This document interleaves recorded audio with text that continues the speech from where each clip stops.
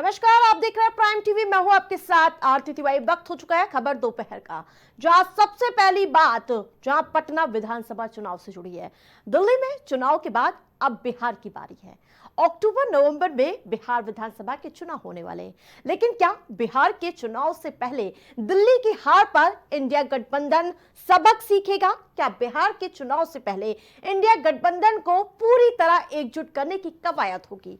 क्या सहयोगियों के लिए इंडिया गठबंधन के दल बड़ा दिल दिखाएंगे क्या? और ऐसे तमाम सवाल हैं जो विपक्ष को लेकर उठते हुए नजर आ रहे हैं। लेकिन नीतीश कुमार के बदलते तेवर एनडीए के लिए कहीं ना कहीं कुछ सवाल भी खड़े करते हुए नजर आ रहे हैं। वो क्या है सवाल, वो हम आपको बताते हैं। नीतीश ने बदला पाला तो क्या होगा? एनडीए के संख्या बल पर सीधा असर होगा।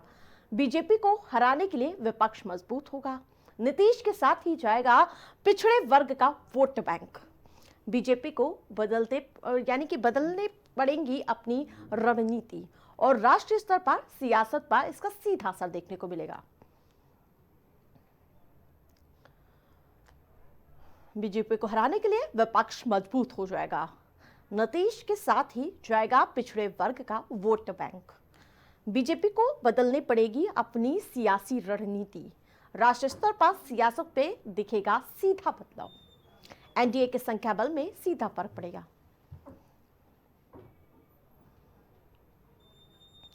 तो आपको बताते कि नीतीश के साथ ही पिछड़े वर्ग का वोट बैंक जाएगा, ऐसा माना जा रहा है।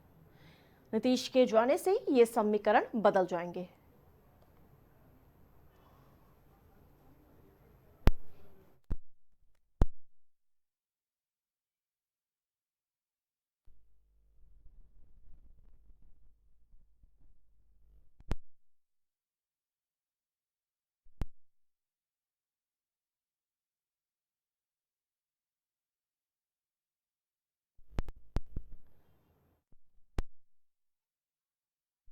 हार के बाद उद्धव ठाकरे के बेटे आदित्य ठाकरे ने राजस्थान पहुंचकर कांग्रेस नेता राहुल गांधी और आम आदमी पार्टी के अरविंद केजरीवाल से मुलाकात की।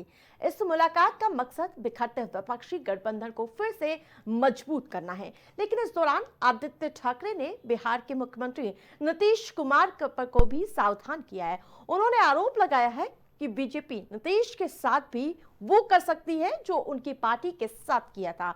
शायद वो नीतीश कुमार को डराकर उन पर डोरे डालने का प्रयास कर रही हो। दूसरी तरफ आरजेडी अध्यक्ष लालू प्रसाद यादव ने दावा किया है कि दिल्ली के नतीजों का बिहार के चुनाव पर कोई असर नहीं होगा। लालू के मुताबिक बिहार में बीजेपी की सरकार नहीं बनेगी। लालू ने भी निशाना सिर्फ बीजेपी को बनाया। नीतीश को लेकर उन्होंने चुप्पी साधी। लेकिन सवाल है कि जिस गठबंधन की गांठ हर चुनाव के बाद खुल रही हो, वो कैसे एकजुट बना रहेगा? अभी कल ही तो उद्धव ठाकरे जो है पार्टी अपने विरोधी एकनाथ शिंदे के को सम्मानित करने पर शरद पवार पर निशाना साध रहे थे। सवाल गठबंधन धर्म का भी है। विरोधी भले ही गठबंधन धर्म को लेकर बीजेपी पर निशाना साध रहे हो, लेकिन प्रधानमंत्री मोदी कहते हैं जो भी कांग्रेस का हाथ थामेगा उसका निश्चित अंत होगा। फिलहाल इन तमाम अटकलों के बीच बिहार की सियासत का भविष्य क्या होगा, ये देखना दिलचस्प होगा।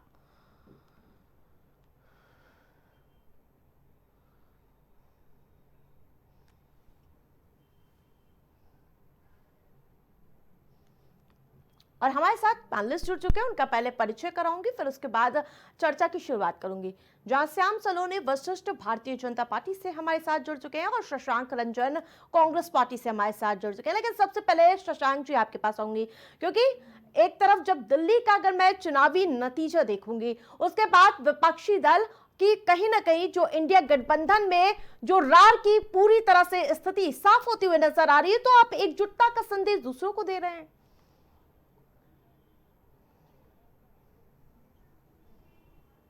कांग्रेस पार्टी किसी के सहारे राजनीति करने वाली पार्टी नहीं है।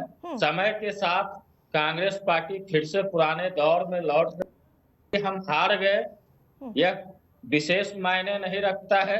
सत्ता हमारे लिए मायने नहीं रखता है। हमारे लिए मायने रखता है कि देश को अच्छी सरकार मिले, देश को जनहितैषी सरकार मिले, चाहे कोई राज्य ही क्यों ना हो, यूपी हो, बिहार हो, दिल्ली हो, जहां की भी सरकार हो वह जनहितैषी सरकार हो।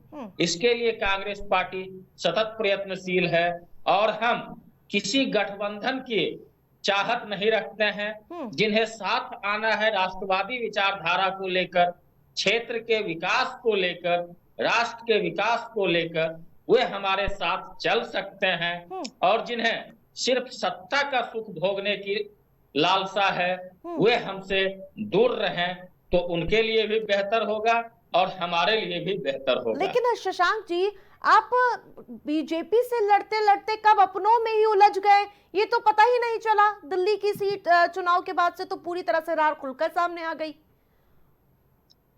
जी, हम कभी जो है अपनों से नहीं लड़े हैं। हम जो है जिनके साथ थे उनके साथ ही हैं। हम देश के साथ थे, देश की जनता के साथ थे। हम किसी राजनीतिक दल के साथ नहीं थे। राजनीतिक दल का साथ समय के साथ बनता और बिगड़ता रहता। ठीक है शशांक जी, लौटूंगी। श्याम सलोनी जी, जिस प्रकार से आपने महाराष्ट्र में चुनाव लड़ा, आपने तब मुख्यमंत्री का चेहरा एकनाथ शिंदे साहब को बना दिया, और जैसे ही आपकी सीटें ज्यादा हो गई आपने सीधे फडणवीस को आगे कर दिया। क्या अगर बिहार में ऐसी स्थिति होगी तब तो आप नीतीश बाबू को पीछे कर देंगे क्या? ये डर दिखाया जा रहा है। अब राधे राधे, प्रणाम आरती जी। शशांक भैया को भी राधे राधे। देखिए आरती जी, महाराष्ट्र का चुनाव हुआ था, वहां भी चूंकि वो मुख्यमंत्री थे और जब तक चुनाव चल रहा था एकनाथ शिंदे जी ही मुख्यमंत्री थे, इसलिए उनके ही नेतृत्व में चूंकि मुख्यमंत्री थे इसलिए चुनाव हो रहा था। लेकिन ऐसा कुछ नहीं कहा गया था कि मुख्यमंत्री बनेगा कौन। चुनाव वो मुख्यमंत्री थे, ये बात सही है। और आज भी वो हमारे उतने ही जिम्मेदार हमारे गठबंधन के साथी हैं जितने वो पहले थे। भारतीय जनता पार्टी का सदैव राष्ट्रहित में, राष्ट्रवाद में विश्वास रहा है। जो भी हमारे सहयोगी हैं वो इसलिए हमारे साथ में है क्योंकि भारतीय जनता पार्टी एक बड़े भाई की भूमिका, पिता की भूमिका का निर्वहन करना जानती है। भारतीय जनता पार्टी अपने स्वार्थ के लिए राजनीति में नहीं आई है, वो राष्ट्र प्रेम के लिए, राष्ट्र धर्म के लिए राजनीति करती है। यही कारण है कि जितने भी हमारे घटक दल हैं, एनडीए के जितने भी साथी हैं, कहीं भी किसी भी प्रदेश में हो, आज उनके साथ जिस तरीके से हमारा टाई अप रहता है वो एक पारिवारिक दृष्टि से रहता है, कहीं कोई मनमुटाव नहीं आता है।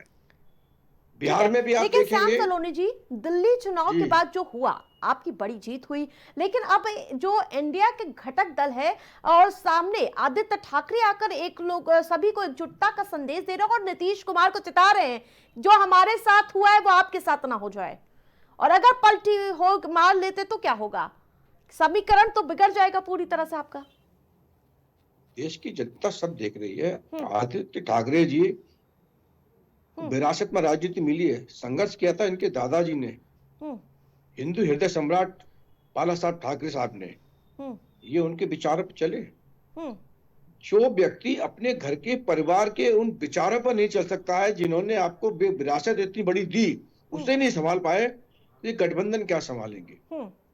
पूरी इंडिया गठबंधन के जितने भी घटक दल हैं, अब वो यही डिसाइड नहीं कर पा रहे हैं कि हमें बड़ा कौन है। वो सब अपने आप को बड़ा घोषित कर रहे हैं, और यही बड़ा घोषित करने के चक्कर में ये लोग राष्ट्र के प्रति कोई भावना नहीं रखते हैं, जो केवल अपने पार्टी को आगे बढ़ाने के लिए प्रयासरत रहते हैं, और इसीलिए ये हार जाते हैं। जिस दिन इन पार्टियों में ये विचार आ जाएगा, ये शपथ ले लेंगे कि हमको केवल राष्ट्र के लिए, भारतवर्ष के लिए सेवा करनी है, सेवा भाव जिस दिन इनके अंदर आ जाएगा, वो कांग्रेस पार्टी हो, आम आदमी पार्टी हो, समाजवादी पार्टी हो, ममता दीदी की पार्टी हो, आदित्य ठाकरे की पार्टी हो, बिल्कुल, या लालू प्रसाद यादव की पार्टी हो, या अन्य कोई पार्टियां हो, जिस दिन इनमें ये विचार आ जाएगा कि हमें केवल भारतवर्ष की सेवा करनी है, जनता की सेवा करनी है, उस दिन से जनता थोड़ा इन पर विचार करेगी। तो देखने वाली बात होगी कि चुनाव से पहले कौन, कहां गठबंधन किसका बनता है, किसका टूटता है। आप दोनों पैनलिस्ट का हमारे साथ जुड़ने के लिए बहुत बहुत धन्यवाद।